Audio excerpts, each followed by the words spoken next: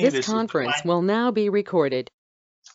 Thank you, Chuck. I appreciate that. Your timing is impeccable. This is the 11/24/20. This is the Finance Committee of Council. In attendance, our committee members Schuman, Kelly, and Broussard, along with council members Heeman, Glassburn, Williamson, and Dwayne should be along. The mayor, we've got the HR, law, and finance directors, and some guests. First on the agenda tonight is 2020-122, an ordinance establishing the rates of compensation for various administrative and legislative personnel for 2021, 2022, and 2023, with salary ranges of 0% increase for 2021, 2.5% for 2025. For 2022 and 2023. For full-time and part-time positions, amending sections 14, 15, and 16, and otherwise restating compensation, benefits, and descriptions for various administrative and legislative personnel for the years 2021, 2022, and 2023, and declaring an emergency. I'm not sure where 2020-25 came from. Mr. Limpert is here. All right. So who's got this? HR? Marie, is this you? Yes. Yeah. Thank you, Mr. Chairman. So this is our annual salary ordinance that sets the salaries for the following year. So this one is for 2021. In this ordinance, it reflects the 0% increase for next year and the 2.5% increase for 2022 and the 2.5% increase for 2023. This is the non-bargaining salary ordinance. So the unions are not reflected in here. These are our non-bargaining full-time and part-time employees. The other amendments, which I have spoken to council about in prior meetings when I was discussing our union contracts, were that in section 14 of our salary ordinance, the non-bargaining employees will also get Martin Luther King Jr. Day off as a holiday, and all-day Christmas Eve and all-day New Year's Eve, and that's reflected in section 14 of this ordinance. Also, a carryover from the union contracts is noted in section 16, where the foremen that are listed in that section will receive an increase in the clothing allowance to $750 for next year. In section 15, there is an amendment in there in addition to allow non-bargaining employees to sell back vacation, up to 2 weeks of vacation for year 2021 only. With the COVID situation, not a lot of employees are taking time off and are unable to take time off because of travel restrictions and just, just hunkering down and trying to deal with this pandemic and trying to cut down on travel. So we are offering that for next year only for employees that choose to use that benefit. Thank you, Director. Any questions from committee? No? Any questions from council? All right, that's easy. Go ahead, Marie. Mr. Chairman, I just wanted to make another comment once you're done voting on the recommendation of the legislation. Afterward? Okay. All right, I'm going to go ahead and make a motion that we recommend 2020-122 to all of council and ask for a second. Second. All in favor? Aye. 3-0. That was easy. Okay, go ahead, Marie, you got something else? Thank you, Mr. Chairman. So I'm segueing into some of our contracts. We are currently trying to finish negotiations with our dispatchers and with our FOP unit, which covers the police officers and our correction officer. I don't believe that anything in those contracts will carry over into the salary ordinance, so I don't see any amendments in the future. But I did want council to know that we only have about, I think it's only 2 more meetings this year. So we're trying to wrap things up with those contracts. I don't foresee them being on for first reading by the next council meeting. So I'll probably be asking for suspension on both of them because they both expire at the end of the year. So I'll make sure I reach out to City Council and can make sure that there's a committee meeting. I'll try to have a committee meeting and request one to discuss the contracts before we pass those on suspension. What Thank you. two contracts are those? It's the first one is the for our dispatchers, the Ohio OPBA dispatchers unit, and our other unit is the FO. You froze. Unit FLP of is our what- police department, which covers the blue and gold unit department, which are our patrolmen and our sergeants and lieutenants, and also our corrections officer. Thank you. Any questions before we move on? You're welcome. Okay.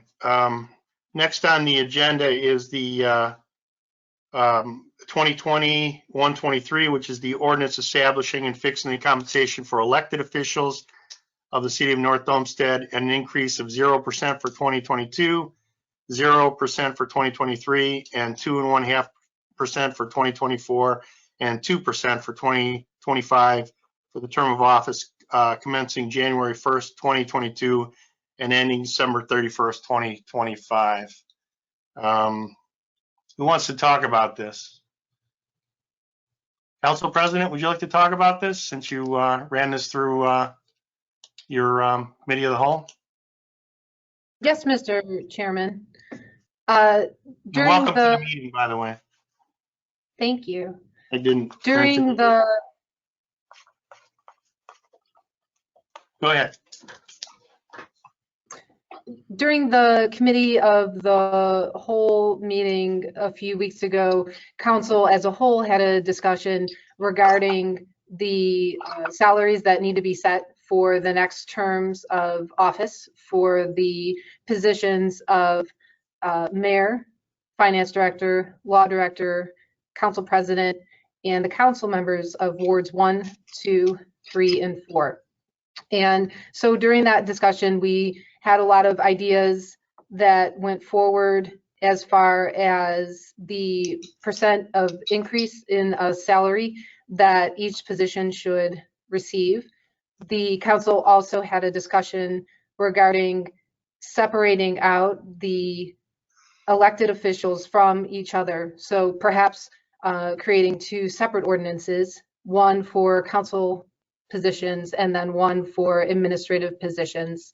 And the majority of council felt, just as we've done for all of these other years when we've set the salaries, that they wanted the elected officials to all remain within the same ordinance. And the council did also have a discussion about proposing what types of salary increases would be best, looking at the 4 years starting with the next term of office. And the council, the majority of council members had felt that a 0, 0, 2.5, and then a 2% increase following that 4-year step would be what they would like to see in an ordinance. And so that's the ordinance that you have before you tonight, Mr. Chairman. Okay. I got to say, I'm a little disappointed we didn't break this up, but I understand that was council's pleasure. I'm not going to stand in the way. Nobody's changed their mind on that, have they? Okay. I just wondered. Okay. Anybody else have any? Anybody on the committee have anything they want to add to this discussion? Anybody on council? Mr. Glassburn. Thank you, Mr. Chairman. I did want to just mention that tonight was the monthly produce giveaway at Maple, and for the 3rd month straight, we had over 500 families coming to get food and produce. This compares to us consistently having 200 to 250 well through the early parts of this year, going back to last year. So different parts of this pandemic hurt different folks at different times, but there is a significant segment of our city that is hurting at the moment. I do think this is the right thing to do in response. Thank you. Anybody else? Okay, I'm going to go ahead and make a motion that we recommend 2021-23 to all of council and ask for a second. Second. Yeah, they did. I'm sorry? All in favor? Aye.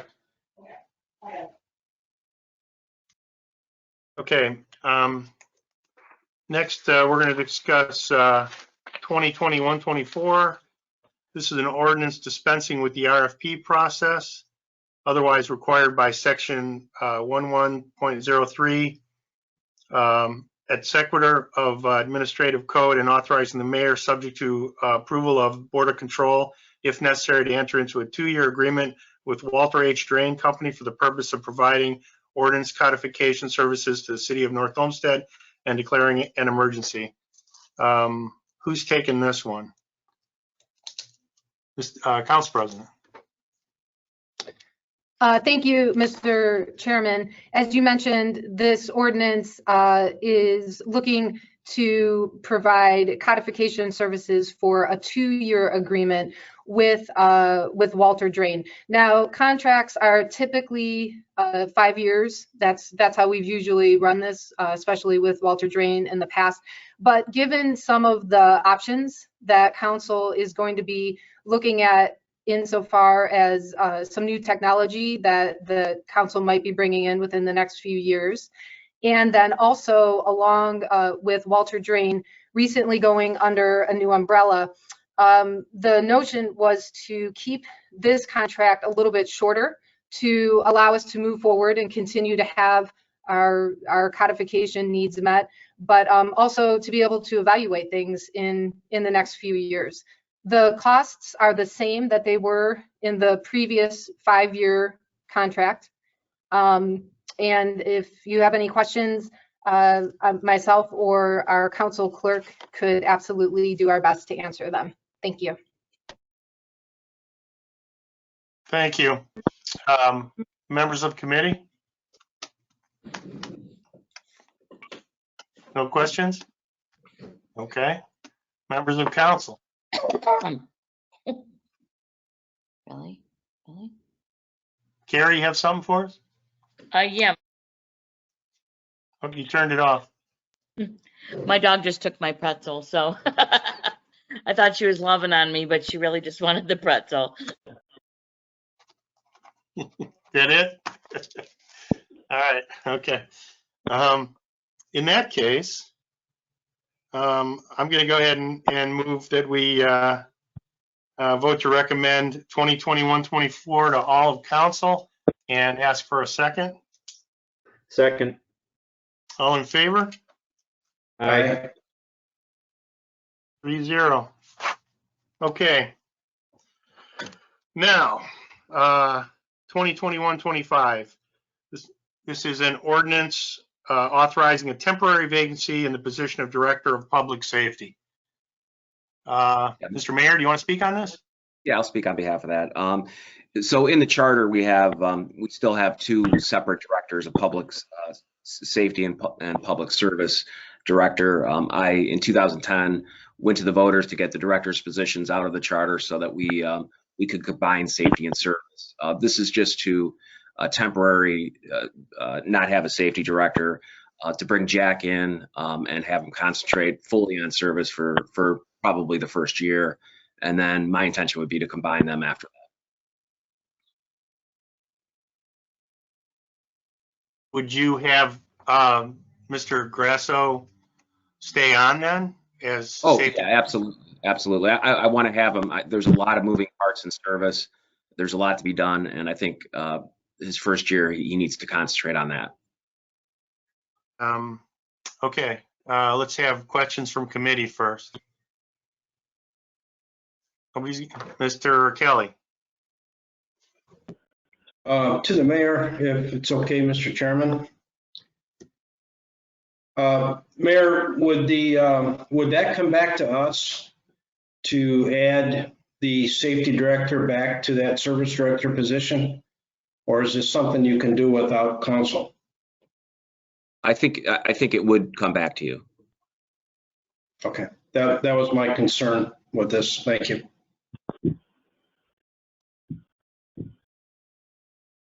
Mr. Broussard. Thank you, Mr. Chairman. Just a quick question for the mayor. Mayor, I totally understand the need and the focus with service during the first year, but would there also be some sort of, for lack of a better description, onboarding process regarding the safety position that he would eventually assume? Yeah, absolutely. I do want him to concentrate on service again. In my brief time as being without the safety service director, there is a whole heck of a lot of moving parts in service that I really want him to focus on. And again, you have two capable chiefs that run the show over there, but we will make sure he's ready to go sometime by the end of 2021.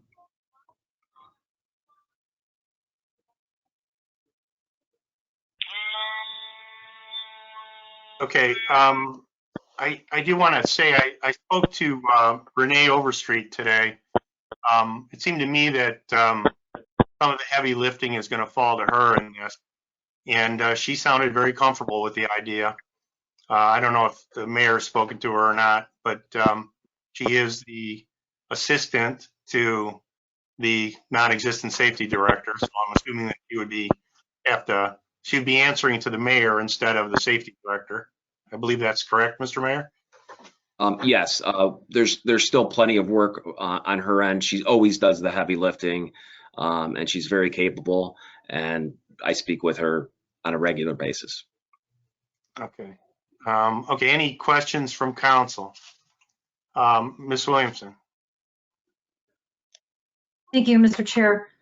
Mayor, what is the salary going to be for the safety director? Is he going to come in as to where Mr. Glunner had left? And then once I guess my question is twofold. Will he get a raise then once he assumes then the public safety director duties?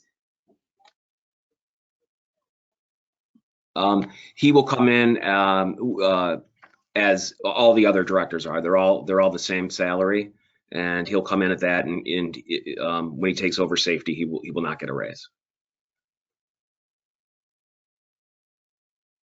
Thank you, Mr. Chair. I just have a follow-up question. Mayor, is he qualified to be a safety director? I mean, does he have any background that would help him, or are we just bringing him in completely green? No, I think he's highly qualified. He has the skills here. He knows he's been a foreman on jobs here. He's been a foreman with the gas company, and he has a lot of deep roots here in North Olmsted. So I'm very excited about him to start. Right. No, I know he's a great choice for service director, but I'm concerned about the safety director portion. That's all. Thank you. Any other questions from council? Ms. Heeman? Thank you, Mr. Chair. And to the mayor, if I may. Mayor, that seems like an awfully long time, the end of 2021. It almost seems like a one-year training curve of sorts. Why is it going to take so long to actually try to bring him up to speed to manage the safety, if we do in fact have two chiefs quite capable? It would seem to me that he could assume those duties probably pretty quickly with their guidance and help, because it sounds like the bigger portion of the job is at the service side. So why is it that it would take that long? Thank you. You're right. I think he could assume them pretty quickly, but I do want him to concentrate on service, as I said before. Go ahead. Thank you. A follow-up. Well, but if Renee's doing the heavy lifting and has always done the spreadsheets and presentations to our budget, I would think that he would have some relief in her expertise for that. And then obviously the qualified police and fire that we have, I would think that it just seems like a very long, unnecessary length of time, I suppose. And I would hope that there would be some more decisive action taken rather than that's just going to linger and then we'll see what happens. If you're that confident in this candidate, I would hope that you could step it up a little bit. No? Yeah, I'm very confident in this candidate, and he needs to step it up in service, and that's what we're going to have him focus on. It's very decisive. Any other questions? Respectfully, I think he should step it up a little sooner, Mayor.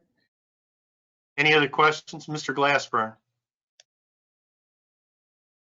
So I guess I'm still back in the place of either either we have a need for a safety director. Right now we are in a pandemic. We have more complex budgeting for safety services than we normally would have. So now's the kind of time that if we do need a safety director, we would most benefit from having one versus, when this is all over. So I guess I'm still not clear on why, if we don't need a safety director, why we're retaining a administrative support person for a position that doesn't exist. But if we do need a safety director, then why we're not just filling that, and that's the focus at the moment right now. I mean, again, these two things don't jive to me. So, Mr. Chair, that's, I guess, more of a comment than a question. I'm missing something in this debate. I gotta say, I would disagree with you about the budget. It seems to me the budget is going to be much more simple for next year than the budgets we've had in the past, because we're dealing with a lot less money. We've got very few major purchases we're going to be making. Everybody's cut their want and need list way back. But just a comment from me. Thank you. Anybody else have anything they'd like to say? Okay, I'm going to go ahead and move that we recommend 2020-125 to all of council and ask for a second. Second. All in favor? Aye. Aye. No. Thank you. This passes 2-1. And I came in under 725, which I think is pretty good. So thank you, ladies and gentlemen.